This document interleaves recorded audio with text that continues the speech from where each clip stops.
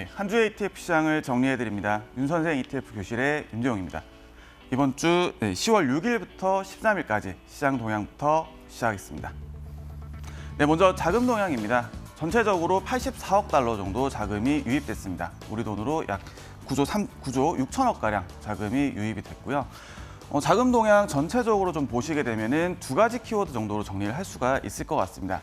첫 번째는 안정지향, 그리고 두 번째는 여전히 금리 상승의 대비, 이 정도로 좀 정리가 가능할 것 같고요. 네, 전반적으로 보시면 미국 대형주 3주 만에 자금이 유입이 됐습니다. 그리고 채권도 국채라든가 채권 시장 전반으로 자금이 유입이 됐죠. 반대로 이제 자금 유출에서도 보시게 되면은 하이드채라든가 혹은 이머징 채권 같은 다소 이제 위험한 자산에서 자금 유출이 주로 발생을 했습니다. 그리고 또 한 가지 섹터별로 보시게 되면은 금융이라든가 혹은 물가 연동채로 좀 자금이 유입이 됐는데요. 시장 하락하는 과정에서 시장은 어느 정도 이제 금리 상승에 좀 더 준비를 해야 되겠다라는 움직임으로 보실 수가 있을 것 같습니다. 네, 자금 유출의 규모가 컸던 ETF들 좀 정리를 해봤습니다. QQQ, 나스닥 100 ETF고, 그리고 VGT 같은 경우는 기술 섹터 ETF죠. 그리고 금융이라든가 미국 장기채 ETF인 TLT 등으로 자금이 좀 크게 유입이 됐고요. 반대로 유출 보시게 되면은 IWM 같은 러셀 2000, 그리고 JNK라든가 HYG 같은 하이드채 ETF에서 자금이 좀 크게 빠져나가는 모습 보실 수가 있겠습니다. 여기 보시면 이제 SPY, S&P 500 추종 ETF죠. SPY에서도 자금이 좀 유출이 됐는데요. SPY 최근에 꼭 최근은 아니더라도 좀 상당 기간, 좀 기간을 두고 보더라도 SPY에서 자금이 빠져나가서 같은 형태의 S&P 500 ETF인 VO라든가 혹은 IVV 쪽으로 자금이 좀 유입이 되고 있습니다. 좀 운용 보수 차이가 있다 보니까 좀 기관 자금들이 좀 움직이는 경향. 그렇다 보니까 이제 S&P 500 ETF인 SPY에서 자금이 빠져나갔다고 하더라도 어떤 시장 전반에 대한 부정적인 움직임이라고 보기에는 조금은 무리가 있어 보입니다. 네, 연이어서 유형별 ETF 등락률 계속해서 살펴보시겠습니다. 네, 먼저 이제 지수들 보시게 되면 이거는 이제 수요일까지입니다. 어제 이제 상승분은 좀 방영이 안 된 내용들이고요. 다우지수 ETF인 DIA에서는 DIA는 소폭 하락을 하긴 했지만 나스닥 ETF인 QQQ는 좀 상대적으로 좀 강세를 보였습니다. 채권 시장 내에서는 미국채 장기물 그리고 물가 연동채가 좀 상승하는 모습 보였고, 반대로 하이드채는 소폭 하락을 했습니다.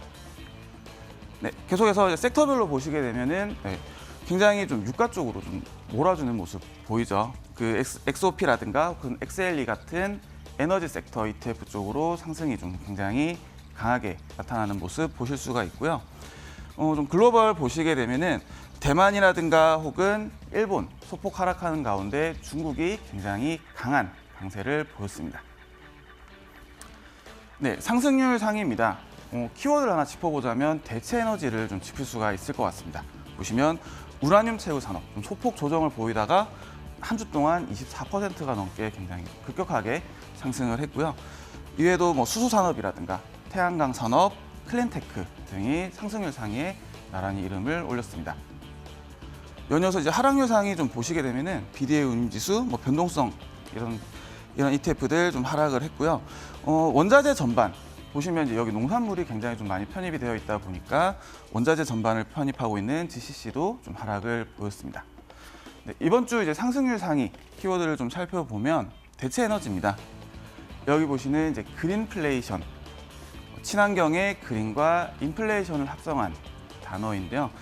쉽게 생각하시면 우리가 이제 친환경으로 가는 과정에서 발생하는 어떤 비용 증가 등으로 인해서 전반적인 물가 수준이 올라가는 것을 의미를 합니다. 물론 이제 친환경 계속해서 이제 언급이 안 된 건 아니지만 최근 들어서 어떤 에너지의 고공행진, 그리고 최근에 중국 정부가 전력난으로 굉장히 곤란을 겪었죠. 이런 부분들 각국 정부들 그리고 기업들 목격을 하다 보니까 상대적으로 최근 들어서 이제 그린플레이션이라는 단어가 좀 더 부각이 되고 있습니다. 그러다 보니까 상승률 상에도 이렇게 좀 더 이제 영향을 미치고 있는 거고요. 우리가 이제 그린플레이션 단어는 들었는데 우리가 좀 주변에서 어떤 것들이 있냐, 굉장히 우리 생활에 밀접한 내용 좀 말씀을 드려보면은 네, 우리 자주 가는 스타벅스 보시면 예전에는 플라스틱 빨대를 사용을 하다가 전부 이제 종이 빨대로 바뀌었죠. 종이 빨대가 좀 굉장히 좀 맛이 좀 떨어진다는 느낌은 있지만 그런 부분들을 차치하고서라도 기업 입장에서는 비용이 증가한 요인이 되고 있습니다. 정확한 내용은 나와 있지 않지만 2018년도 이런 이제 기자재라든가 이런 것들 납품하는 업체 인터뷰를 보니까 플라스틱 빨대의 비용이 개당 한 0.5센트 정도, 그리고 이런 종이 빨대의 비용이 한 2.5센트 정도 된다라고 좀 얘기를 하더라고요. 그래서 거의 5배 정도 되는 비용 차이 보실 수가 있고요. 아무래도 이런 비용 차이들 있다 보니까 기업들 입장에서는 비용 증가로 연결이 될 수밖에 없겠죠. 그리고 또 한 가지 우리가 이런 이제 그린플레이션을 느끼는 대표적인 부분이 바로 에너지 가격 상승입니다. 자, 프랑스 예를 좀 들어서 말씀을 드려볼게요. 프랑스 지난달에 이번 달부터 반영되는 천연가스 요금을 12.6% 인상을 했습니다. 이게 다가 아니고요. 1월에서 9월까지 이미 44% 인상을 했었죠. 자, 원인을 좀 살펴보면 유로존 전체의 전력 공급량의 약 16%가 풍력으로 좀 충당이 되고 있습니다. 그런데 올해 유럽 전체적으로 이 바람이 좀 약해지는 경향이 나타나면서 전력 공급이 예전만큼 올라오지를 못했고요. 그러다 보니까 이 대체 에너지원인 천연가스 가격이 굉장히 급등을 하고 이것이 우리에게 그대로 반영이 되고 있다는 거죠. 그러다 보니까 이런 부분들 우리가 좀 고려를 하지 않을 수가 없게 되는 거고, 아까 이제 잠시 말씀드렸던 우라늄 관련해서도 그 어떤 과거의 화석 에너지에서 천연 에너지로 가는 이제 중간 단계로 좀 인식이 되다 보니까 프랑스에서 지난 10일 발표가 됐습니다. 마크롱 프랑스 대통령이 프랑스 2030을 발표를 하면서 2030년까지 원자력 에너지에도 약 10억 유로, 우리 돈 1조 3천억 원 정도를 투자를 하겠다라고 밝히면서 우라늄 가격 혹은 우라늄 ETF 가격도 급등을 한 것으로 보시면 될 것 같습니다. 네, 또 한 가지 이제 수소 에너지 부분도 같이 얘기를 안 드릴 수가 없을 것 같은데요. 네, 수소 산업 테마 ETF입니다. 티커로는 HDRO고요. 계속 우하향을 하다가 최근 들어서 굉장히 급반등하는 모습을 보이고 있죠. 또 하나 다른 수소 산업 테마 ETF인 티커로 HYDR ETF도 보시게 되면은 플러그 파워라든가 혹은 블룸 에너지와 같은 수소 관련된 비즈니스 모델을 영위하는 기업들을 편입을 하고 있습니다. 플러그 파워 최근에 주가 상승이 굉장히 급하게 나타났었는데 두 가지입니다. 첫 번째로는 모건 스탠리에서 매출 확대를 예상을 하면서 투자 등급을 상향을 했었고요. 특히나 이제 이런 이제 기존의 화석 에너지를 굉장히 많이 사용하는 산업 중에 하나죠. 항공 산업에서도 이런 수소를 도입하려는 움직임이 나타나고 있습니다. 에어버스에서 어떤 자기네들의 어떤 항공 산업이라든가 이런 것들을 화석 연료화하는 과정에서 플러그 파워와 좀 연결을 하겠다라고 밝히면서 주가가 굉장히 많이 올랐다라고 보시면 될 것 같습니다. 네, 연이어서 최근 1개월 시장 변동성이 커졌던 최근 1개월 동안 한국인들은 과연 어떤 종목들을 매수를 했을까 좀 살펴보겠습니다. 예탁결제원에 들어가시면은 한국인들이 가장 많이 매수하고 매도한 탑 50개 종목들을 보실 수가 있는데 최근 1개월로 찍어 보시면은 전체 50개 종목 중에서 ETF가 한 28종목 정도입니다. 벌써 이제 과반을 넘어섰고요. 좀 세부 내용 살펴보겠습니다. 보시면 이제 레버리지 ETF들은 제가 노란색으로 좀 표시를 했습니다. 보시면 레버리지라든가 지수 쪽에 아무래도 자금들이 많이 몰렸죠.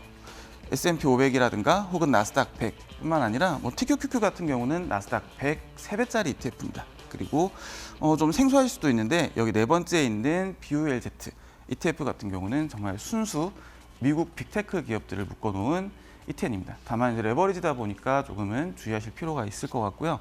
자, 계속 넘어와서 다음으로 넘어오시면은 레버리지 외에도 테마라든가 인컴 이런 것들도 살펴보실 수가 있는데 테마형 내에는 중국 클린 에너지 그리고 탄소 배출권 ETF, 글로벌 항공산업 ETF들이 포함이 되어 있습니다. 탄소 배출권 ETF 같은 경우는 말 그대로 그 탄소 배출권 선물 가격인 그 선물들을 편입하고 있는 ETF입니다. 그리고 이제 인컴형 내에서는 나스닥 100 커버드콜이 좀 자금이 유입이 좀 강하게 나타나는 걸 보실 수가 있겠습니다. 마지막으로 다음 주에 사면 배당받는 종목들입니다. 모닝스타, 로스, 오웬스코닝 등이 이제 배당락이 좀 예정이 되어 있고요. 보시면 이제 배당 성장을 굉장히 오래 한 기업들이 많습니다. 로즈는 47년 연속으로 배당금 계속 늘려왔고, 콜게이트 파머리브 같은 경우는 59년째 배당금 계속 늘려오고 있습니다. 물론 이제 배당 수익률은 조금 현재는 높은 수준은 아닌 기업들이 좀 많이 나와 있지만, 여전히 오랜 기간 동안 배당 성장을 거듭해온 기업들, 어떻게 보면은 좀 굉장히 든든한 기업들이라고 할 수가 있겠죠. 그래서 이런 기업들, 역시나 이제 배당들 장기간 보유할 수 있을 만한 종목들로 보고 관심 가져보십사 당부 말씀드리면서 이번 주 ETF 교실도 마무리하겠습니다.